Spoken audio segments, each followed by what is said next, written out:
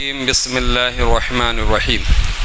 قال الله تعالى في القرآن المجيد والفرقان الحميد: لقد رضي الله عن المؤمنين إذ يبايعونك تحت الشجرة فعلم ما في قلوبهم فأنزل السكينة عليهم وأثابهم فتحا قريبا.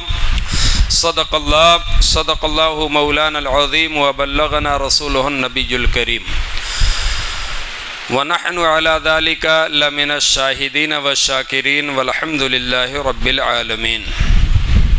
عزیزان ملت اسلامیہ، گفت و شنید کا معاملہ آگے بڑھے کہ اس سے پیشتر آئیے ہم اور آپ انتہائی خلوص و عقیدت و محبت کے ساتھ اپنی اور ساری کائنات کے مرقد عقیدت، آفتاب ہدا، ماہتاب عطا، در بحر صفا، معدن اتقا، سید الاسفیاء، جلوہ حق نما، احمد مجتبی محمد مصطفیٰ صلی اللہ تعالی علیہ وآلہ وسلم کی بارگاہ ناز میں جھوم جھوم کر درود پاک کا ہدیہ پیش کریں اور پڑھیں بآواز بلند: اللہم صلی علی سیدنا و مولانا محمد طب القلوب و دوائیہا وعافیت الابدان و شفائیہا و نور الابصار و ضیائیہا وعلی آلہ و صحبہ وسلم ابدا.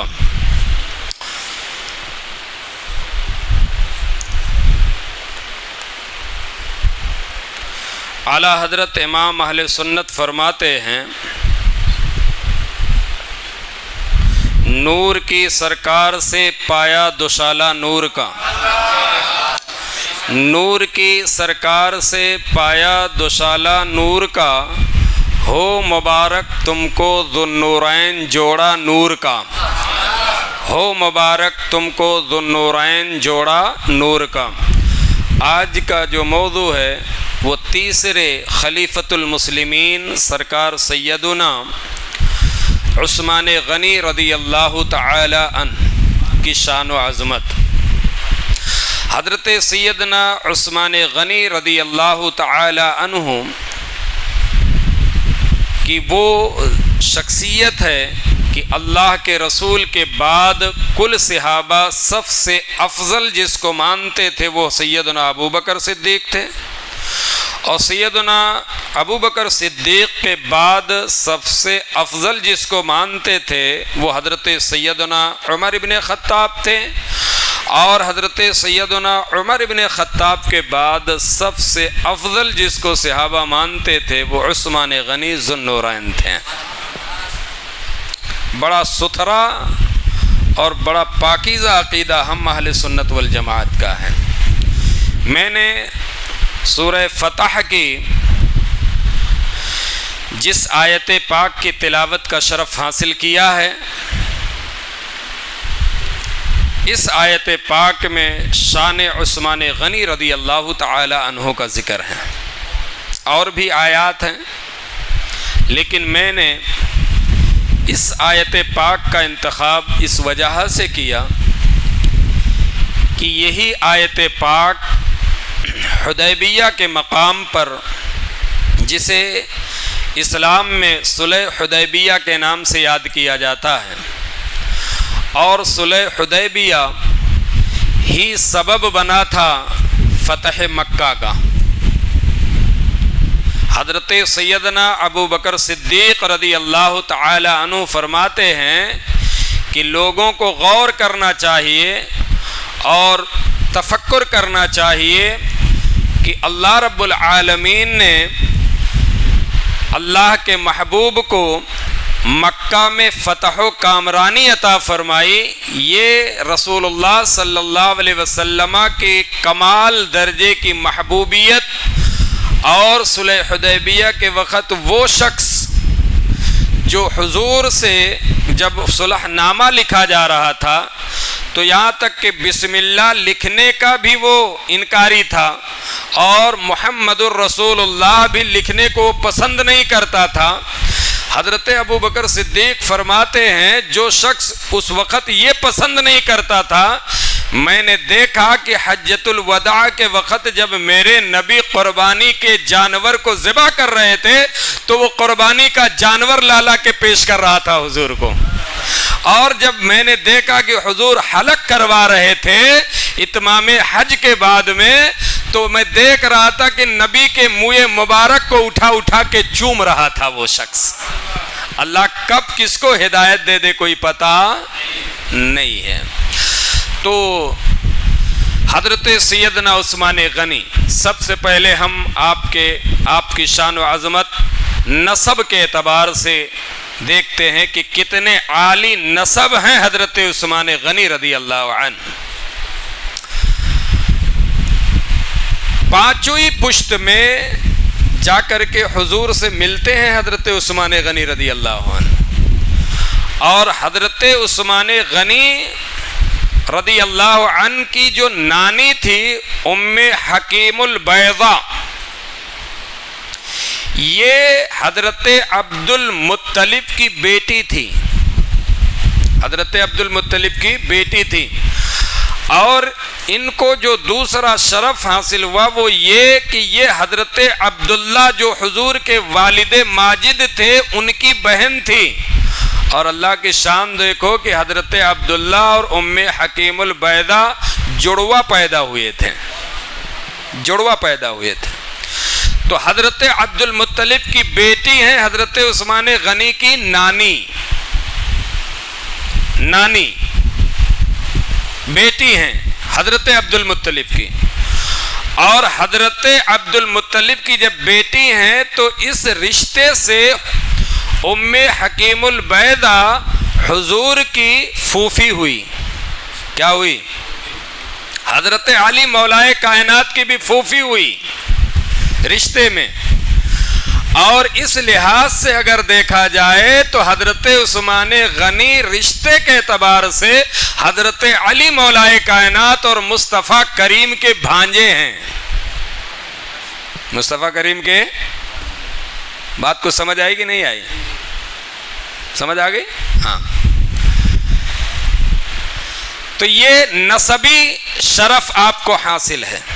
آپ شہر مکہ کے قبیلہ قریش کی ایک شاخ تھی، قبیلہ نہیں، قبیلہ قریش کی ایک شاخ تھی بنو امیہ، جس میں آپ پیدا ہوئے۔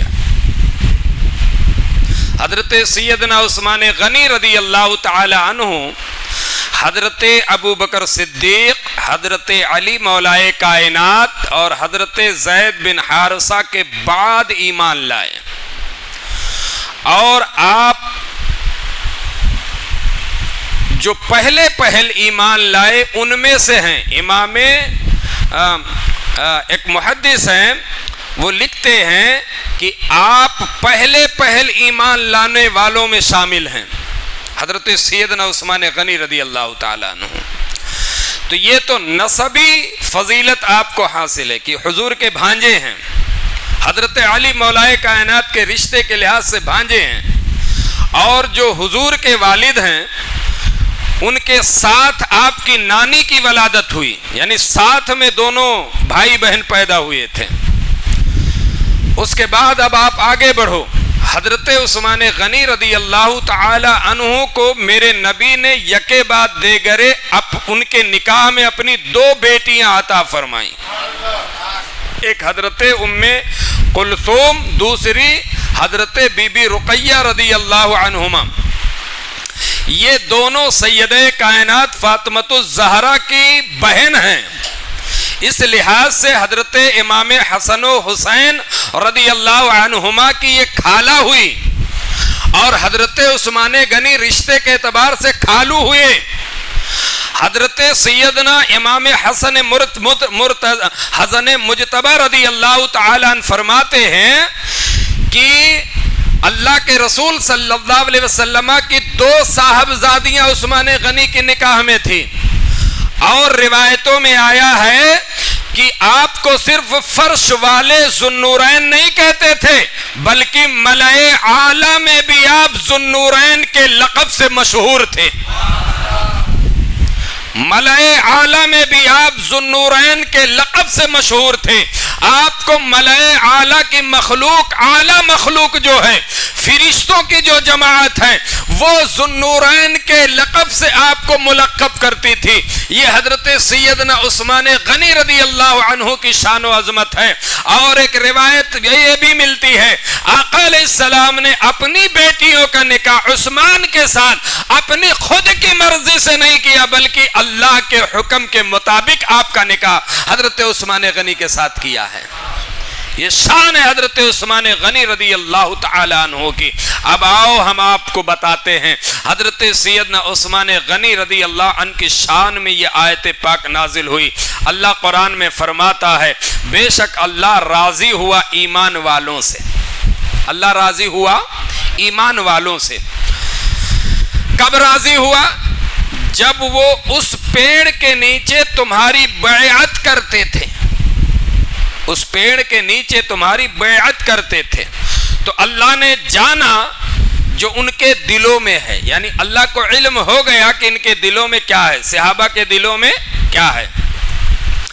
حضرت سنان بن سنان رضی اللہ عنہ ایک صحابی ہیں، جب اللہ کے رسول کے ہاتھ پہ اس وقت بیعت کرنے کے لیے گئے تو آپ نے بڑے آسان لب و لہجے میں عرض کیا، یا رسول اللہ میں اسی چیز پہ بیعت کرتا ہوں جو آپ کے دل میں ہے۔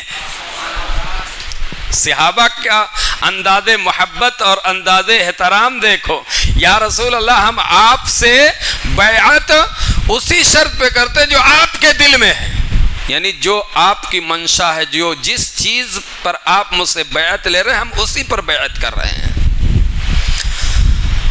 سنان بن سنان رضی اللہ تعالیٰ عنہ یہ صحابی ہیں، بیعت رضوان میں یہ حضور کے ہاتھ پر انہوں نے بیعت کی ہے۔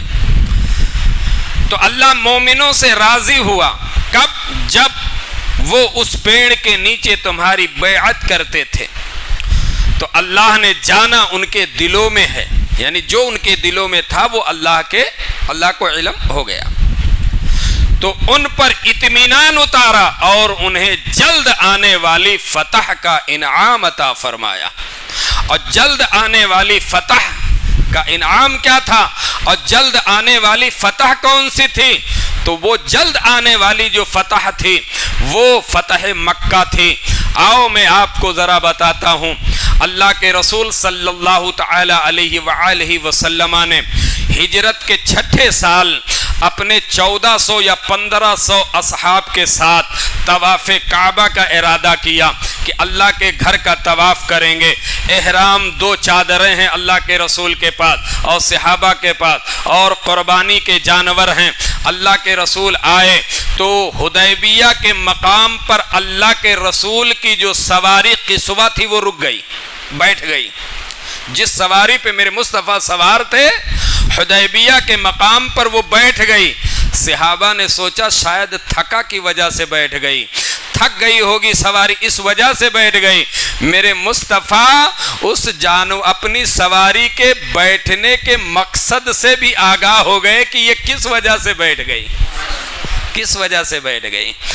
میرے مصطفیٰ کریم نے فرمایا، جس رب العالمین نے ابرہہ کے ہاتھی کو مکہ میں داخل ہونے سے روکا تھا نا، اسی رب نے میری سواری کو بھی روک دیا ہے۔ بات سمجھ آئی؟ اسی رب نے میری سواری کو بھی روک دیا ہے۔ وہ وہاں پر مقام حدیبیہ میں 1500 یا 1400 صحابہ کے بار تھے۔ وہ لقودق صحرا، وہاں کا جو کنواں تھا وہ بھی خشک تھا، اس میں پانی بہت کم تھا، تھوڑا تھا۔ میرے نبی کی بارگاہ میں صحابہ آئے، عرض کرتے یا رسول اللہ کنویں میں تو پانی ہے نہیں، اب کیا کیا جائے؟ میرے بابرکت رحمت للعالمین سراپا رحمت والے نبی نے اپنا ایک تیر دیا، دینے کے بعد میں ایک صحابی سے کہا کنویں میں اتر جاؤ۔ وہ صحابی کنویں میں اترے، میرے مصطفیٰ کا عطا کردہ وہ تیر میرے نبی نے فرمایا اس کو گاڑ دو۔ تیر کا گاڑنا تھا کہ اللہ کی رحمت اس قدر نازل ہوئی، اس قدر نازل ہوئی کہ اس کنویں کا پانی اوپر بڑھتا چلا آیا، اور وہ کنواں کھارا تھا اس کا پانی، لیکن اس تیر کی برکت سے اللہ نے اس کنویں کے پانی کو میٹھا کر دیا۔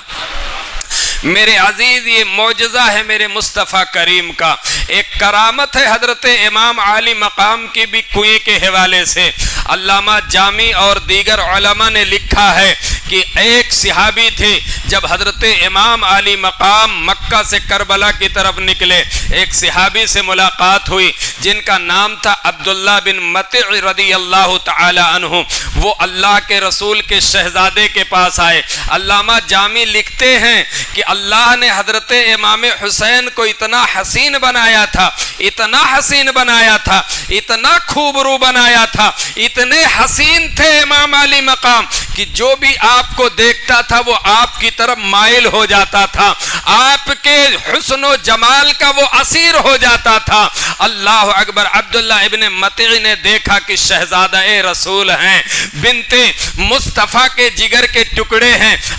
آنے کے بعد عرض کرتے حضور میرے کنویں میں پانی نہیں ہے، آپ کچھ فرمائیں۔ آپ نے فرمایا ٹھیک ہے، کچھ تھوڑا موڑا جو بھی پانی ہے وہ لے کر کے آؤ۔ وہ پانی لایا گیا۔ حضرت امام علی مقام نے اس پانی کو اپنے دہنے پاک میں لیا اور لینے کے بعد میں پھر پانی کو اسی برتن میں اگل دیا اور فرمایا جاؤ اس پانی کو کنویں میں ڈال دو۔ عبداللہ ابن مطع رضی اللہ تعالی عنہ کہتے ہیں کہ جیسا ہی پانی کو ڈالا میرے کنویں میں ابال آ گیا اور پانی اتنا لذیذ کہ اللہ اکبر، جو بھی پیتا تھا اس کنویں کا پانی سیراب ہو جایا کرتا تھا۔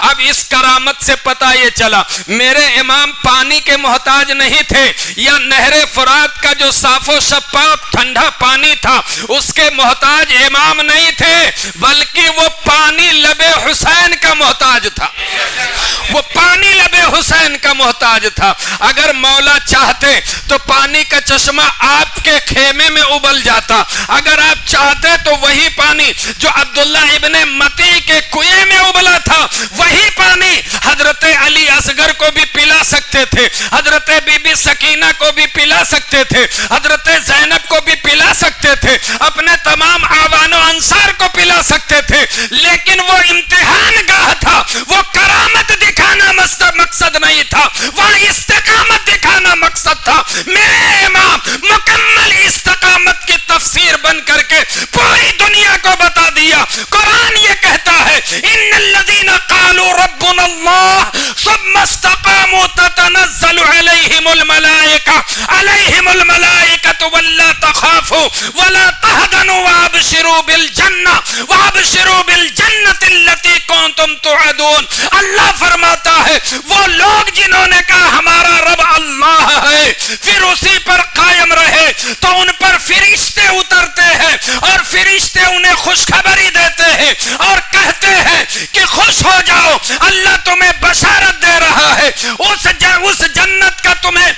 جنت کا وعدہ تم سے لے رہا ہے، جس جنت کا وعدہ تم سے رب نے لی، اس جنت کی بشارت دے رہا ہے جس جنت کا تم سے وعدہ لیا ہے۔ اس آیت کی جیتی جاگتی چلتی پھرتی اگر کوئی تفسیر دیکھنا چاہے کربلا میں امام حسین کو دیکھ لے۔ امام حسین استقامت کے پیکر تھے، استقامت کے پیکر تھے۔ امام حسین کے نام پہ پانی پلاؤ، امام حسین کے نام پہ شربت پلاؤ، امام حسین کے نام پہ کھانا کھلاؤ، امام حسین کے نام پر جتنا کچھ ہو سکے اتنا خرچ کرو، اتنا خرچ کرو۔ میں نے پڑھا کہ ایک شخص تھا، وہ ہر سال سرکار امام عالی مقام کی نیاز دلاتا تھا، ہر سال۔ ایک مرتبہ کسی مصیبت میں وہ پھنس گیا، کسی مشکل میں پھنس گیا، مشکل سے نکلنے کا کوئی راستہ نہیں تھا۔ وہ کیا دیکھتا کہ ایک بزرگ نمودار ہوئے اور انہوں نے مجھے اس مشکل سے نکالا۔ میں نے پوچھا آپ ہیں کون؟ کہا جس کی ہر سال محرم میں فاتحہ دلاتا ہوں وہی حسین ہوں میں۔ بولو مچل کے سبحان اللہ۔ دلایا کرو، فاتحہ اہتمام کرو۔ ہاں کوئی اگر تمہارے اوپر شرک و بدعت کا فتویٰ لگائے تو اس کو جو ہے نظر انداز کرو، اس لیے کہ امام کے نام پر اگر تم نے ایک گلاس پانی بھی پلا دیا یقیناً اس کا اجر امام آپ کو عطا فرمائیں گے۔ نادانوں نے تو یہاں تک لکھ دیا، ایک کتاب ہے فتاوی رشیدیہ، مارکیٹ میں جاؤ خرید لو، آپ کو مل جائے گی، اس میں سرکار سیدنا امام عالی مقام کے لوگ کہتے ہیں نا یہ وہابی دیوبندی کیوں کرتے ہو تم، تو سنو میں کیوں کرتا ہوں۔ ان سے کسی نے پوچھا مفتی رشید احمد گنگوہی سے، فتاوی رشیدیہ میں ان کا فتویٰ موجود ہے، خرید لینا کتاب، دیکھ لینا، حوالہ غلط ثابت ہو، جو سزا چور کی ہوگی مجھے دے دینا۔ ان سے سنی اتنا دور کیوں ہے؟ سنو، ان سے کسی نے پوچھا کہ محرم میں جو یہ سبیلیں کرتے ہیں، محرم میں جو خرچ کرتے ہیں، جو کھانا پینا کرتے ہیں، جو سب لوگ مل کر کے جو ہے ایک دوسرے سے چندہ اکٹھا کر کے جو بھی امام عالی مقام کے نام پہ کرتا ہے، یہ کیا ہے؟ یہ ظالم مفتی لکھتا ہے معاذ اللہ یہ سب کرنا حرام ہے۔ اب مجھے بتاؤ آپ کس دل کے ساتھ ایسے شخص کے ساتھ ہاتھ ملاؤ گے؟ بتاؤ۔ فتاوی رشیدیہ کے اندر یہ بات موجود ہے۔ یہی وجہ ہے کہ نہ ہمیں ان کی امامت قبول ہے، نہ ان کی قیادت قبول ہے، نہ ان سے مصافحہ قبول ہے، نہ معانقہ قبول ہے، نہ ان کے مرض میں جانا قبول ہے، نہ ان کے جنازے میں جانا صرف ہمیں قبول ہے۔ جو ہمارے امام کا نہیں وہ کسی کا نہیں ہو سکتا ہے۔ کہتے ہو کہ نماز پڑھتے ہیں، قرآن پڑھتے ہیں، میرے نبی نے یہ بھی تو فرمایا آخری زمانے میں کچھ ایسے لوگ آئیں گے اتنا اچھا قرآن پڑھیں گے، اتنی اچھی نمازیں پڑھیں گے کہ تم اپنے قرآن پڑھنے کو، اپنے نماز کو ان کے سامنے حقیر سمجھو گے۔ یہ میرے نبی کا فرمان ہے۔ اور آگے میرے نبی نے فرمایا کہ وہ دین سے ایسے نکل جائیں گے جیسے کمان سے تیر نکل جاتا ہے۔ تبھی بات سمجھ میں نہیں آتی ہے، سمجھنا چاہیے نا بات کو۔ سب سے پہلے ہمیں یہ دیکھنا ہے کہ یہ صحیح معنوں میں رسول اللہ کا وفادار ہے یا نہیں، صحابہ کے در کا یہ وفادار ہے کہ نہیں، اہل بیت اطہار کا محب ہے کہ نہیں۔ اگر ہے تو چھوٹا سا چھوٹا امام ہو نیت باندھ کے کھڑے ہو جانا، اور اگر وہ اہل بیت کی بارگاہ کا غدار ہو، بڑا سے بڑا ہو، ٹھوکر مار کے نکل جانا۔ کہتے ہو کہ ارے وہیں سے تو اسلام پھیلا، یہ تم کو کس نے کہہ دیا وہیں سے اسلام پھیلا؟ وہ جو کریں جناب وہ سب صحیح ہے، وہ ہمارے لیے آئیڈیل ہیں، یا قرآن اور حدیث رسول اللہ کی ذات اقدس صحابہ اکرام یہ ہمارے لیے آئیڈیل ہیں؟ کون ہے بتاؤ؟ بات سمجھ آ رہی؟ ہاں تو فتاوی رشیدیہ میں حرام لکھا ہے، معاذ اللہ، کہو معاذ اللہ۔ ہاں ہم شوق سے اہل سنت امام عالی مقام کی سبیلیں سجاتے اور سجاتے رہیں گے، شوق سے آپ کے نام پہ شربت پیاسوں کو پلاتے ہیں، پلاتے رہیں گے، لوگوں کو کھانا کھلاتے ہیں، کھلاتے رہیں گے، جتنا ہو سکے۔ اگر یہ آپ کے پاس استطاعت نہیں ہے کہ ہم 10 لیٹر دودھ لا کے بنائیں، ارے 10 لیٹر پانی لا کر کے، شکر ملا کر کے، روح افزا ڈال کر کے، چند 2-4-5 نیمبو ڈال کر کے تو ملا کر کے پلا سکتے ہو۔ اتنی گرمی پڑ رہی ہے شدت کی، پلاؤ امام علی مقام کے نام۔ ہمارے سنی لوگ کہتے ہیں ہم 9ویں کو کریں گے، 10ویں کو کریں گے، ایک ہی دن صاحب کر لیں گے۔ عجیب حال ہے، عجیب حال ہے۔ میں امید کرتا ہوں کہ اب ہمارا نوجوان اس سے پیچھے نہیں رہے گا، ہے نا؟ بھلے 1 لیٹر 2 لیٹر ہی بنا کر کے 1-2 کو پلا دو، بولو یہ امام علی مقام کے نام پر سبیلے پی لو۔ اس کا اجر آپ کو ایسے وقت میں ملے گا کہ جب آپ کسی مشکل میں گھرے ہوں گے اور کوئی چارہ نہیں ہوگا، ایسے وقت میں وہ نیاز آپ کی حمایت اور آپ کی مدد کرے گی۔ تو عرض یہ کر رہا تھا کہ اللہ کے رسول صلی اللہ علیہ وسلم نے اپنے تیر کو دیا اور کہا کہ گاڑ دو، جب گاڑا تو پانی اوپر آ گیا۔ 1500 یا 1400 صحابہ مقام حدیبیہ میں ہیں، اور ادھر مکہ والوں نے قسم کھا رکھے کہ مسلمانوں کو مکہ میں حرم میں داخل نہیں ہونے دیں گے۔ اللہ کے نبی صلی اللہ تعالی علیہ وآلہ وسلم نے فرمایا، ارادہ کیا کہ حضرت عمر کو بھیجیں پہلے وہاں کے حالات معلوم کرنے کے لیے۔ تو حضرت عمر سے کہا، تو حضرت عمر نے کہا یا رسول اللہ ہمارا تو وہاں قبیلے بنی عدی کا کوئی ہے نہیں، اور ہمارا کوئی اتنا لمبا چوڑا پریوار بھی نہیں ہے، اور مجھے ڈر ہے کہ وہ ہمیں تکلیف پہنچا دیں گے۔ میرا خیال ہے یا رسول اللہ سب سے زیادہ ابھی مکہ میں اگر کسی کا اثر و رسوخ ہے تو حضرت سیدنا عثمان غنی کی ہے۔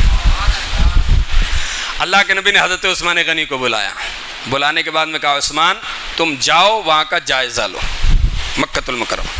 اس سے پہلے مکہ والوں نے بدیل بن ورقہ کو بھیجا، بدیل کو، کہ جا کر کے محمد عربی صلی اللہ علیہ وسلم اور ان کے صحابہ کا کیا مقصد ہے, کس ارادے سے وہ آ رہے ہیں, وہ جا کے پتہ کرو. تو بدیل آیا, بات چیت کیا, تو اللہ کے نبی نے فرمایا دیکھو ہمارے پاس ایک چادر ہے, جو 2 چادر ہیں, ہم احرام میں ہیں اور ہم تو صرف اللہ کے گھر کے طواف کے لیے ہم آئے ہیں. ہمارا اور کوئی نہ لڑنے کا ارادہ, نہ جنگ کرنے کا ارادہ ہے, اور نہ ہمارا مکہ پہ ہمیں ابھی قبضہ کرنے کا کوئی ارادہ ہے. بس ہم طواف کریں گے اور پھر مدینہ واپس چلے جائیں گے. تو بدیل سمجھ گیا کہ ہاں ان لوگوں کا ایسا کچھ ارادہ نہیں. وہ گیا, جو مکہ کے روسا لوگ تھے, یہ سب تھے وہاں کے روسا لوگ, انہوں نے کہا کہ جو ہے دیکھیے ان لوگوں کو ایسا کچھ ان کا جنگ وغیرہ کا ارادہ نہیں ہے اور وہ لڑنے کے ارادے سے نہیں آئے ہیں. تو وہ جو مکہ کے تھے کفار, انہوں نے کہا بدو کہیں کا, تجھے کیا معلوم, تو اس کو وہاں سے بھگا دیا. پھر اس کے بعد میں ایک کو اور بھیجا, اور وہ حلیس نامی شخص تھا. وہ مکہ کے اطراف میں ان کا پورا قبیلہ تھا. وہ بڑے تیر انداز تھے اور بڑے جوشیلے تھے. تو قریش کے لوگ ان کو اپنے ساتھ اس وجہ سے رکھتے تھے کہ جب کبھی مسلمانوں سے نبرد آزما ہو تو ہم ان کو یوز کریں گے, استعمال کریں گے. اس کو بلانے کے بعد میں کہا جاؤ. تو اس کو بھیجا اس وجہ سے کہ جب یہ مسلمان کچھ اونچی نیچی کچھ بات کریں گے تو یہ فوراً غصے میں آ جائے گا اور تیر چلانا چالو کر دے گا, وہیں سے معاملہ نپٹ جائے گا. یہ ان کے نظریات تھے. ایسے شخص کو بھیجا. تو وہ گیا, جب وہ گیا تو بڑے اچھے انداز میں گیا, حضور پاک صلی اللہ علیہ وسلم سے ملا, اور اللہ کے رسول نے بھی اسے بتا دیا اپنا مقصد کہ ہم تو عمرہ کے ارادے سے آئے ہیں, ہمارا کوئی جنگ کا ارادہ نہیں ہے, یہاں تک کہ نہ ہمارے پاس کوئی ہتھیار ہے, نہ تیر ہے, نہ تلوار ہے, نہ نیزہ ہے, کچھ بھی نہیں ہے, بس قربانی کے جانور ہیں, اور جو ہے یہ ہمارے پاس میں یہ 2 چادریں ہیں, اس کے علاوہ کچھ ہے نہیں. اور پھر اللہ کے نبی جب وہ آ رہا تھا تو صحابہ نے کہا یا رسول اللہ حلیس آ رہا ہے, اور سب کو معلوم تھا کہ حلیس بڑا خطرناک آدمی ہے, بستی میں مطلب یہ رہتا ہے, ایک دم بدو ہے, ایک دم حلیس آ رہا ہے. اللہ کے نبی نے فرمایا ایک کام کرو, یہ جو قربانی کے جانور ہیں نا اس کے سامنے سے گزارو. تو جب وہ قربانی کے جانور کے سامنے سے گزرنے لگا تو وہیں پہ اس کا پورا مزاج ہی بدل گیا. پھر وہ گیا مکہ, واپس جانے کے بعد میں کہا دیکھو ان کا کوئی ایسا ارادہ نہیں, ان کو آنے دو, اللہ کے گھر کا انہیں طواف کرنے دو. تو وہ قریش کے لوگ ایک دم گھمنڈ میں, تکبر میں تھے, اس کو بھی بھگایا, اس کو بھی دھتکارا. جب اس کو دھتکارا تو وہ بھی ایک دم غصے میں آ گئے, بولے اوقات میں رہنا یاد رکھنا, میں اپنے قبیلے کو لوں گا اور یہاں سے نکل جاؤں گا, اور اگر تمہارا یہ امید ہو کہ میں اس کا راستہ روکوں جو اللہ کے گھر کے لیے آ رہا ہو تو ہرگز یہ امید مجھ سے مت رکھنا, میں نہیں ایسے لوگوں کو روکوں گا, ان کے ارادے اچھے ہیں. جب اس طریقے سے حلیس کے تیور کو دیکھا قریش کے لوگوں نے تو اب منت و سماجت کرنے لگے, نہیں دادا, نہیں بابا, نہیں جانا ہے, مجھ سے غلطی ہو گئی, مجھ سے چوک ہو گئی, نہیں جانا ہے, اپنے قبیلے کو روک کر کے رکھو. حلیس پھر رک گیا. اس کے بعد میں مسعود بن ایک شخص اور تھا جو کسرا اور قیصر کے دربار بادشاہوں کے پاس بھی جاتا تھا. اس کو کہا کہ تم جاؤ, تو اس نے پہلے ہی دیکھ لیا تھا کہ ان لوگوں نے پہلے لوگوں کے ساتھ کیسا سلوک کیا ہے, ان کو حقیر کر کے ان کو دھتکار دیا ہے. اس نے کہا دیکھو بھائی میں جانے والا نہیں ہوں اور میری عزت پہ حرف ہے, یہ مجھے برداشت نہیں. تو قریش والوں نے کہا کہ دیکھو میں تمہارے ساتھ ایسا کچھ بھی نہیں کروں گا, تم صرف جاؤ, جائزہ لو حالات کا. وہ آیا, آنے کے بعد ان کے ٹھیک ہے اچھا جاتا ہوں. آیا, وہ حضور کے پاس بیٹھا, بڑے اسے بات کرنے لگا. بات کرتے رہتا تو حضرت ابو بکر صدیق رضی اللہ تعالیٰ عنہ وہاں تھے اور دوسرے صحابہ تھے. تو وہ کیا کہہ رہا ہے معلوم ہے, دیکھو محمد آپ مت جنگ کرو, وہاں پر سب تمہارے خاندان کے لوگ ہیں, اگر جنگ کرو گے تو وہی لوگ مارے جائیں گے, اور یہ جو تمہارے ساتھ ہیں نا یہ سب تمہارا ساتھ چھوڑ کے بھاگ جائیں گے. اس طریقے سے عروہ بن مسعود ثقفی اس کا نام تھا, عروہ بن مسعود ثقفی. اتنا جب بولا نا وہ حضرت عمر ابن خطاب اٹھ کر کے حضرت ابو بکر صدیق کھڑے ہو گئے. او لات و عزا کے شرمگاہ کو چاٹنے والے, تو کیا سمجھتا ہے میں اپنے نبی کو چھوڑ کے بھاگ جاؤں گا؟ جب یہ تیور دیکھا تو ایک دم وہیں پہ وہ ہل گیا. اس طریقے کے تیور تو وہ کہتا ہے کہ میں نے قیصر و کسرا کے درباریوں کے بھی نہیں دیکھے. اور اس نے کہا کہ میں نے دیکھا کہ جب حضور وضو کرتے, کلی کرتے, تو صحابہ ہاتھ میں پانی لے کر کے اپنے چہرے پہ مل لیتے ہیں, لعاب دہن باہر نکالتے, اس کو زمین پہ نہیں گرنے دیتے, چہرے پہ مل لیتے ہیں. اور جب کسی کام کا حکم دیتے فوراً صحابہ اس کی تعمیل فرماتے ہیں. عروہ بن مسعود سے کبھی گیا قریشیوں کے پاس, کہا خبردار ان سے نبرد آزما مت ہونا, میں نے قیصر کے درباریوں کو بھی دیکھا ہے, کسرا کے سپاہیوں کو بھی دیکھا ہے, اتنی تعظیم اپنے بادشاہوں کی انہوں نے نہیں کی جتنی محمد الرسول اللہ کے صحابہ محمد الرسول اللہ کی کر رہے ہیں. جو قوم اپنے نبی کے وضو کے پانی کو زمین پر گرنا گوارا نہیں کرتی وہ خون گرنا گوارا کرے گی؟ اس طریقے سے عروہ بن ثقفی نے کہا کہ خبردار ایسی حرکتیں مت کرنا ورنہ لینے کے دینے پڑ جائیں گے۔ پھر اللہ کے نبی صلی اللہ علیہ وسلم نے عثمان غنی رضی اللہ عنہ کو بھیجا۔ حضرت عثمان غنی رضی اللہ تعالی عنہ گئے، راستے ہی میں آپ کے چچا کا بیٹا مل گیا، حضرت عثمان غنی کے چچا کا بیٹا مل گیا، بتایا کہ میں اس مقصد کے تحت آیا ہوں۔ کہ ٹھیک ہے، مکے والوں نے قریش والوں نے آپ کو بٹھایا، چونکہ آپ کا گھرانہ اور خاندان بڑا تھا اور آپ اخلاق کے اعتبار سے ہر چیز کے اعتبار سے بہت اعلیٰ تھے۔ میرے نبی فرماتے ہیں، ایک حدیث پاک ہے کہ میرے اخلاق کے مشابہ سب سے زیادہ اگر کوئی ہے تو حضرت عثمان غنی رضی اللہ تعالیٰ، حضرت عثمان غنی رضی اللہ تعالیٰ۔ پھر قریش نے کہا کہ اگر عثمان تم اس میں ہو احرام میں ہو اور میں چاہتا ہوں کہ تمہارے لیے اجازت ہے تم اچھے سے طواف کر لو اور سعی وغیرہ کر لو۔ حضرت عثمان غنی رضی اللہ تعالیٰ عنہ جواب دیتے، او قریشیو تم کیا امید کرتے ہو کہ میں احرام میں ہوں تو میں طواف کعبہ کروں اور میرے محبوب وہاں ہوں؟ سن لو کان کھول کر کے، میں اس وقت تک طواف کعبہ نہیں کروں گا جب تک میرے محبوب نہ کر لیں۔ یہ بات جب قریش نے سنی تو ایک دم وہیں پر وہ ڈھیلے پڑ گئے۔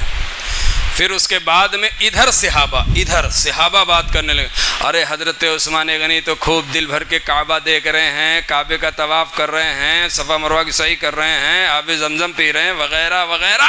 میرے نبی تک خبر پہنچی، میرے نبی نے فرمایا میرا گمان ہے کہ میرا عثمان میرے بغیر طواف نہیں کرے گا، میرے بغیر طواف نہیں کرے گا، اور صحیح بھی یہی ہوا۔ میرے عثمان نے سے جب پوچھا گیا، آپ نے فرمایا اما جب تک میں مکے میں تھا میں نظر بچا کے نکل جاتا تھا، میری نظر بھی اس وقت تک کعبے کی دیوار پہ نہیں پڑی، اس لیے کہ میں نے عہد کر لیا تھا جب تک میرے محبوب نہیں آئیں گے، جب تک میرے محبوب کی نظریں کعبے پہ نہیں پڑیں گی، جب تک میرے محبوب طواف نہیں کریں گے یہ غلام بھی طواف نہیں کرے گا۔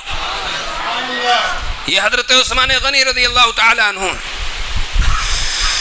پھر چند دن گزرے تو یہ خبر اڑ گئی کہ حضرت عثمان شہید ہو گئے، حضرت عثمان۔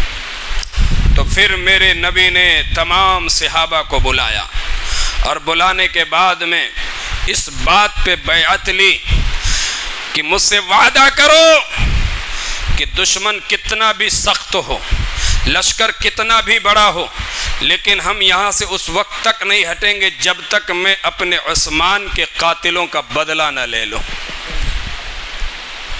اس بات پر تمام صحابہ حضور کے ہاتھ پہ بیعت کرنے لگے کہ نہیں یا رسول اللہ ہم نہیں جائیں گے۔ اور صحابہ کو یہ بھی معلوم ہمارے پاس کچھ ہے بھی نہیں، اور یہ بھی معلوم ہے کہ وہ چھوٹے چھوٹے گاؤں میں تیر انداز اور نیزہ باز اور اچھی فوج قریش کے پاس ہے، ہمارے پاس بھی نہیں ہے، لیکن وہ 1415 جو صحابہ تھے نا، ان کا جو یقین کامل تھا وہ اللہ اس کے رسول کی ذات پہ تھا، اللہ اس کے رسول کی ذات پہ تھا۔ صحابہ بیعت کرتے جاتے حضرت سنان بن سنان نے کہا یا رسول اللہ میں اس بات پر بیعت کرتا ہوں جو آپ کے دل میں ہے۔ اللہ اکبر، گویا اب کچھ کہنے ہی کی ضرورت نہیں۔ تمام صحابہ نے جب بیعت کر لی، میدان مقام صلح حدیبیہ کے مقام پر میرے نبی کے ہاتھ پہ تمام 1400-1500 صحابہ نے بیعت کر لی۔ اب میرے نبی نے اپنے دائیں ہاتھ کو یوں نیچے کیا، یوں کیا، اور بائیں ہاتھ کو یوں اٹھایا۔ اٹھانے کے بعد میں کہا صحابہ دیکھو ذرا، یہ میرا بایاں ہاتھ ہے، یہ میرا داہنا ہاتھ ہے، میرا عثمان یہاں نہیں ہے، میں اپنے عثمان کی بیعت یہاں لے رہا ہوں۔ یہ میرے عثمان کا ہاتھ ہے، یہ مجھ محمد کا ہاتھ ہے۔ اللہ اکبر، اللہ کا محبوب اپنے ہاتھ کو عثمان کا ہاتھ کہہ رہا ہے، اور جو نبی اپنے عثمان کو اپنے ہاتھ کو اپنا ہاتھ کہے یقیناً وہ حق پر ہے، حق پر ہے، حق پر ہے۔ یہ حضرت عثمان غنی رضی اللہ تعالیٰ عنہ کی شان و عظمت ہے۔ اپنے ہاتھ کو میرے نبی نے عثمان کا ہاتھ کہا ہے۔ جس نبی نے حضرت عثمان کو کہ ہاتھ کو اپنا ہاتھ کہا، اللہ اکبر، اس عثمان کا مقام کیا ہوگا؟ میرے نبی نے ارشاد فرمایا اے عثمان اللہ تمہیں ایک قمیص عطا فرمائے گا، ظالم لوگ کہیں گے کہ اتارو اس کو، لیکن عثمان اس کو اتارنا نہیں۔ اللہ اکبر، اس سے مراد کیا ہے؟ اس سے مراد خلافت ہے۔ اللہ اکبر، جب حضرت عمر بن خطاب رضی اللہ عنہ شہید، جب آپ کو زخمی کر دیا گیا آپ کو، تو آپ نے 6 بڑے صحابہ، اجلے صحابہ کی کمیٹی آپ نے بنا دی۔ اس میں حضرت عثمان غنی بھی ہیں، حضرت علی مولائے کائنات بھی ہیں، حضرت ابو طلحہ بھی ہیں، حضرت زبیر بھی ہیں، حضرت عبد الرحمن ابن عوف رضی اللہ تعالی عنہ بھی ہیں۔ یہ 6 صحابہ ہیں۔ حضرت عمر بن خطاب نے فرمایا تھا کہ تم میں سے جو جس کو پسند کرے اس کو خلیفہ متعین کر لینا۔ اس آخر کار تمام صحابہ کا اتفاق اس بات پر ہوا کہ حضرت عثمان غنی کو خلیفہ متعین کیا جائے۔ اب یہاں پہ میں ایک باریک بات آپ کے سامنے بیان کرنے لگا ہوں، ذرا غور سے سننا۔ اس میں حضرت عبد الرحمن ابن عوف اجلے صحابہ میں ہیں۔ حضرت عثمان غنی کے پاس حضرت عبد الرحمن ابن عوف گئے، تخلیہ میں، تنہائی میں جا کے کہتے ہیں اے عثمان اگر میں تمہارے ہاتھ پہ بیعت نہ کروں تو بتاؤ مجھے تم کس کے ہاتھ پہ مجھے بیعت کرنے کا حکم دو گے؟ حضرت عبد الرحمن ابن عوف پوچھ رہے، کس سے؟ حضرت عثمان غنی سے پوچھ رہے، بتاؤ اگر میں آپ کے ہاتھ پہ بیعت نہ کروں تو آپ مجھے کس کے ہاتھ پہ بیعت کرنے کا حکم دیں گے؟ حضرت عثمان غنی فرماتے عبد الرحمن ابن عوف میں تمہیں حکم دوں گا کہ تم علی مولائے کائنات کے ہاتھ پہ بیعت کر لو، علی مولائے کائنات کے ہاتھ پہ بیعت کر لو۔ اس کے بعد میں تنہائی میں حضرت علی کے پاس گئے حضرت عبد الرحمن ابن عوف، اور جانے کے بعد کہتے ہیں اے علی اگر میں تمہارے ہاتھ پہ بیعت نہ کروں، ابھی خلیفہ متعین نہیں ہوئے، ابھی صرف باتیں ہو رہی ہیں، اندرونی اعتبار سے بھی جائزے لیے جا رہے ہیں۔ حضرت عبد الرحمن ابن عوف رضی اللہ تعالی عنہ نے حضرت علی مولائے کائنات سے عرض کیا کہ بتاؤ اگر میں آپ کے ہاتھ پہ بیعت نہ کروں تو آپ مجھے کس کے ہاتھ پہ بیعت کرنے کا حکم دیں گے؟ حضرت علی مولائے کائنات فرماتے میں تمہیں حکم دوں گا کہ عثمان غنی کے ہاتھ پہ بیعت کر لو، حضرت عثمان غنی کے ہاتھ پہ بیعت کر لو۔ ان 6 کمیٹی جو صحابہ کی کمیٹی بتائی گئی، اس میں پتہ یہ چلا کہ حضرت علی مولائے کائنات بھی حضرت امیر المومنین عثمان غنی ذو النورین کی خلافت پر راضی تھے۔ بات سمجھ آ گئی؟ ہاں، آپ کا ایک گورنر تھا جو مصر میں تھا، تو اس کی کچھ شکایتیں آئیں۔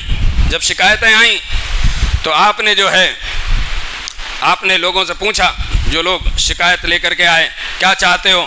تو لوگوں نے کہا کہ اپنے اس گورنر کو معزول کر دو۔ حضرت عثمان غنی نے پروانہ لکھا کہ میں اپنے اس گورنر کو جو ہے معزول کرتا ہوں۔ کہا اس کی جگہ پہ کس کو چاہتے ہو؟ کہا اس کی جگہ پہ عبداللہ بن ابو بکر کو چاہتا ہوں، محمد بن ابو بکر کو چاہتا ہوں، یہ حضرت ابو بکر صدیق کے بیٹے ہیں محمد، کہا ان کو چاہتا ہوں۔ کہا ٹھیک ہے۔ ادھر اس کے معزولی کا پروانہ لکھا اور ان کے تقرری کا پروانہ لکھا کہ اس کو معزول کیا جاتا ہے اور ان کی تقرری ہوتی ہے۔ یہ قافلہ کہاں سے آئے تھے لوگ؟ 2000 لوگ آئے تھے۔ کتنے لوگ آئے تھے؟ 2000۔ بصرہ سے آئے تھے، کوفہ سے آئے تھے، مصر سے آئے تھے، یہ 3 جگہ سے آئے تھے فسادی۔ یہ لوگ نکل گئے وہاں سے، مدینہ پاک سے۔ آپ کی شہادت کیسے ہوئی وہ بتانے لگا ہوں۔ یہ 2000 لوگ نکل گئے وہ پروانہ لے کر کے امیر المومنین کا۔ راستے میں کیا دیکھتے ہیں؟ ایک حبشی غلام ہے جو تیز رفتار اونٹنی پہ بیٹھا ہواؤں سے باتیں کرتا ہوا جا رہا ہے۔ تو ان لوگوں نے دیکھا تو سمجھا کہ یا تو یہ کسی کا قاصد ہے یا کسی کا فرار ہوا یعنی بھاگا ہوا غلام ہے۔ فوراً پیچھا گیا، اس کو پکڑ لیا۔ جب پکڑا، جب اس کی تلاشی لی تو اس کے پاس ایک خط نکلا، اور وہ خط پہ جو مہر لگی تھی وہ حضرت عثمان غنی کی تھی۔ سننا، اور وہ جو سواری تھی وہ بھی حضرت عثمان غنی کی تھی، اور اس میں لکھا تھا کیا لکھا تھا؟ پہلے والے میں جو ان لوگوں کو دیا تھا اس میں وہ فرح نامی گورنر کی معزولی اور محمد بن ابو بکر کی تقرری، اور اس میں لکھا تھا کہ یہ لوگ آ رہے ہیں، تم معزول نہ ہونا، کسی بہانے سے ان سب کو قتل کر دینا اور تم اپنے عہدے پہ قائم رہنا۔ اسلام میں کتنے بڑے فتنے کی بنیاد ڈالی گئی، جب یہ لوگ دیکھے تو ایک دم آگ بگولا ہو گئے. وہاں سے پلٹ آئے مدینہ. جب مدینہ پلٹ آئے تو ایک دم ہاہاکار مچ گیا, ایک دم کوہرام مچ گیا. ساروں نے اپنے آپ کے گھر کا محاصرہ کر لیا. اس میں بڑے بڑے صحابہ آئے, حضرت علی مولا کائنات بھی آئے, دکھایا, کہا دیکھو یہ خط ہے, ایک یہ دیے ہوئے اور ایک یہ خط. حضرت علی مولا کائنات نے وہ خط لیا, حضرت عثمان غنی کے پاس تشریف لے گئے. کہا عثمان غنی امیر المومنین بتائیے یہ غلام کون ہے؟ کہا میرا ہے. کہا یہ سواری اونٹنی کس کی ہے؟ کہا میری ہے. کہا یہ مہر کس کی ہے اس پہ جو لگی ہے؟ کہا میری ہے. کہا یہ تحریر کس کی ہے؟ حضرت عثمان غنی نے کہا اللہ کی قسم میں کھا کے کہتا ہوں یہ میں نے نہیں لکھا ہے. حضرت عثمان غنی نے فرمایا یہ میں نے نہیں لکھا ہے. صحابہ کو یقین ہو گیا کہ یہ بہت بڑا فریب اور بہت بڑے فتنے میں, مصیبت میں حضرت عثمان غنی کو ڈال دیا گیا. حضرت عبد الرحمن ابن عوف رضی اللہ تعالیٰ عنہ حضرت عثمان غنی کے پاس گئے اور جانے کے بعد کہتے عثمان امیر المومنین مجھے معلوم ہے آپ حق پر ہیں, آپ حق پر ہیں, اور یہ جو بلوائی ہیں یہ سب باطل پر ہیں. آپ ہمیں اجازت دیں, یہ جتنے بلوائین ہیں ان سے زیادہ مدینہ میں آپ کے حمایتی ہیں, ان سے زیادہ. یہ تو 2000 ہی ہے نا, اور حمایتی تو آپ کے ہزاروں میں ہیں. آپ صرف اجازت دیں, منٹوں میں ان کو ابھی دھول چٹا دیں گے. آپ کے پاس ایک شخص مروان نامی, وہ جو اس میں لکھا ہوا تھا خط میں, وہ تحریر رائٹنگ مل رہی تھی مروان کی رائٹنگ سے. تو صحابہ نے مطالبہ کیا کہ یہ کام مروان نے کیا, لہذا مروان کو ہمارے حوالے کرو. حضرت عثمان غنی کا اجتہاد دیکھو اور احتیاط دیکھو. حضرت عثمان غنی رضی اللہ تعالیٰ نے فرمایا کہ میرے پاس کوئی ایسا شرعی ثبوت نہیں ہے تو میں تمہیں مروان کو تمہارے حوالے کیوں کروں. شرعی ثبوت نہیں تھا, جس کی وجہ سے خود شہید ہونا پسند کیا, خود مرنا پسند کیا, لیکن مروان کو ان کے حوالے ہونا پسند نہیں کیا. دوسری بات عبد الرحمن ابن عوف نے کہا آپ حق پر ہیں اور یہ جتنے باطل یہاں اکٹھا ان سے زیادہ آپ کے حمایتی ہیں, آپ اجازت دو ہم ان پہ حملہ کر دیں گے. لیکن آپ نے فرمایا یہ شہر میرے مصطفیٰ نے بسایا ہے, میں اس کی حرمت کو پامال نہیں ہونے دوں گا, میں شہید ہونا پسند کروں گا. حضرت عثمان غنی نے یہ بھی فرمایا میرے نبی نے فرمایا ہے کہ عثمان تم پر ایک مصیبت آئے گی اور تم شہید کیے جاؤ گے. تو میرے نبی کے وہ خلیفہ حضرت امیر المومنین عرض کرتے ہیں عبد الرحمن ابن عوف مجھے شہید تو ہونا ہی ہے, اس لیے کہ یہ میرے مصطفیٰ کا فرمان ہے, مجھے تو شہید ہی ہونا ہے. معلوم ہو گیا, آپ کو یقین تھا کہ اب میں نہیں بچوں گا. تو ان بلوائیوں کا مطالبہ یہ تھا کہ آپ خلافت سے دستبرداری کرو, آپ خلافت سے استعفیٰ دو. تو میرے نبی نے پہلے ہی فرما دیا تھا زندگی میں کہ عثمان اللہ آپ کو ایک قمیص عطا فرمائے گا, وہ قمیص تم زیبتن کرو گے, لوگ تم سے کہیں گے کہ قمیص اتارو, لیکن میرے عثمان اتارنا مت. آپ نے فرمایا میں خلافت سے دستبرداری نہیں کروں گا, میرے نبی نے مجھے منع کیا ہے. یہ حضرت عثمان غنی رضی اللہ تعالیٰ عنہ. ایک بات عبد الرحمن ابن عوف نے اور کہی کہ آپ اپنی جان کو بچانے کے لیے آپ پیچھے کے دروازے سے مکہ المکرمہ چلے جائیں حرم میں, وہاں پر یہ آپ کا خون نہیں کریں گے. آپ نے فرمایا جو ظالم مدینۃ الرسول کا احترام نہیں کرتے وہ مجھے ڈر ہے کہ حرم کا بھی نہیں کریں گے. میں اپنی جان کو بچا کر کے میں دوسرے صحابہ کو قتل و غارت کے نرغے میں ڈالنا پسند نہیں کرتا ہوں. حضرت عثمان غنی نے اس سے بھی انکار کر دیا. اگر چاہتے تو اپنی جان بچا سکتے تھے حضرت عثمان غنی, لیکن نہیں بچایا. 40 دن تک محاصرہ رہا. کتنے دن تک؟ 40 دن تک. میرے نبی نے فرمایا تھا کہ کون ہے جو بیر روما کو خرید کے مسلمانوں کے لیے وقف کریں, اللہ اس کے لیے جنت میں انعام عطا فرمائے گا. حضرت عثمان غنی نے اپنے پیسے سے بیر روما کو خرید کر کے مسلمانوں کے لیے وقف کیا تھا. 40 دن گزر گئے, حضرت گزر رہے ہیں. حضرت عثمان غنی رضی اللہ تعالیٰ عنہ باہر آواز دیتے ہیں کیا اس مجمع میں علی ہیں؟ کسی نے جواب دیا کہا نہیں ہے. کہا کہ عبداللہ ابن زبیر ہیں؟ کہا نہیں ہے. کہا علی مولا کائنات تک خبر پہنچا دو, پینے کے لیے عثمان کے پاس پانی نہیں ہے, پانی بھجوا دو. حضرت علی مولا کائنات تک خبر پہنچی, آپ نے 3 مشکیزیں پانی کے بھر کر کے حضرت عثمان غنی کے گھر تک بھیجا. وہ پانی بھی بڑی مشکلوں سے پہنچا اس میں بنی ہاشم کا کہ کچھ لوگ شہید بھی ہو گئے. اتنی مشکل سے وہ 3 مشکیزہ پانی پہنچا. 40 دن جب پورے ہونے کو آئے، 40 دن پورے ہوئے، حضرت عثمان غنی رضی اللہ تعالی عنہ کو دن میں خواب آیا.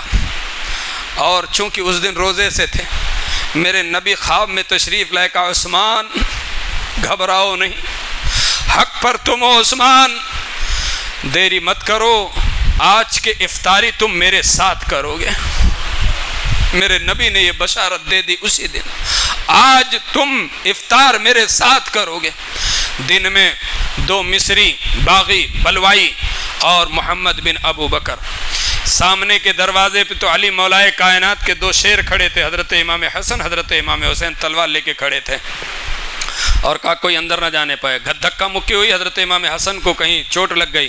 جب چوٹ لگی تو یہ بلوائی لوگ ایک دم یہ ہو گئے کہ یہ بنی ہاشم کا شہزادہ ہے، اگر ان کو پتہ چلا تو یہ ہاشمی لوگ مل کر کے ہماری جو ہے مطلب ہمیں بہت زیادہ زجر و کوف کریں گے.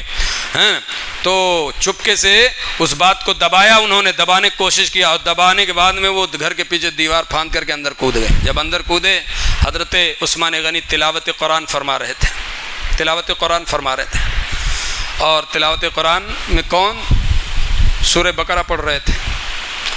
حضرت عثمان غنی کے پاس عبداللہ بن ابو بکر پہنچے. حضرت عثمان غنی کی داڑھی پکڑ لی. جب داڑھی پکڑا تو حضرت عثمان غنی نے کہا محمد اگر تمہارے باپ ابو بکر ہوتے تو کیا تم پھر بھی ایسا کرتے؟ تو انہوں نے چھوڑ دیا. بہت شرمندہ ہوئے، وہ پیچھے ہٹ گئے. پھر وہ 2 مصری جو تھے نا، انہوں نے حضرت عثمان غنی پہ وار کیا. حضرت ام نائلہ آپ کی زوجہ محترمہ بہت چیخی، بہت چلائی، لیکن باہر بلوائیوں کا شور و غوغا تھا، وہ آواز باہر نہیں جا سکی.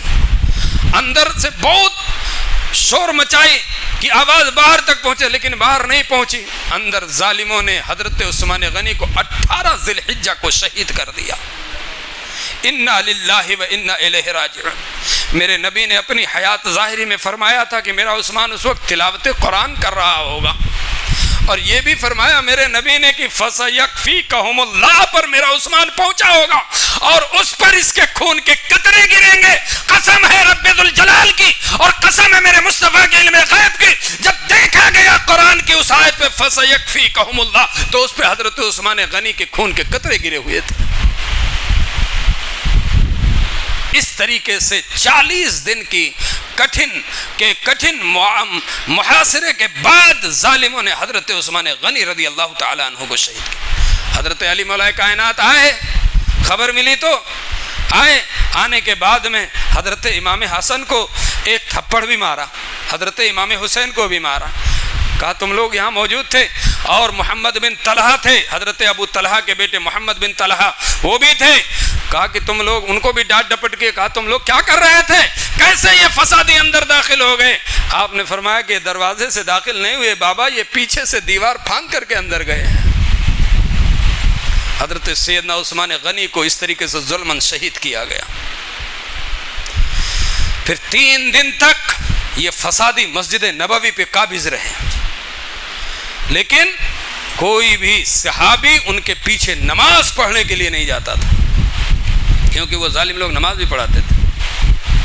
میرے عزیزوں، سیدنا عثمان غنی رضی اللہ تعالیٰ عنہ کا بہت مقام بلند ہے. آپ خلیفہ ثالث ہیں، داماد پیمبر ہیں، اور رشتے کے اعتبار سے حضور پاک صلی اللہ تعالیٰ علیہ وسلم کے اور علی مولائے کائنات کے بھانجے ہیں. اللہ تعالیٰ ہم سب کو خلفائے راشدین اور تمام صحابہ کی عظمت اور ان کی توقیر کو پہچاننے کی اور ان سے دل سے محبت کرنے کی توفیق عطا فرمائے، اور اہل بیت اطہار سے محبت کرنے کی اللہ ہم سب کو توفیق عطا فرمائے. الحمدللہ ہم فخر سے کہتے ہیں کہ ہمارے ہاتھ میں صحابہ کا بھی دامن ہے، اور ہمارے ہاتھ میں آل پیمبر کا بھی دامن ہے.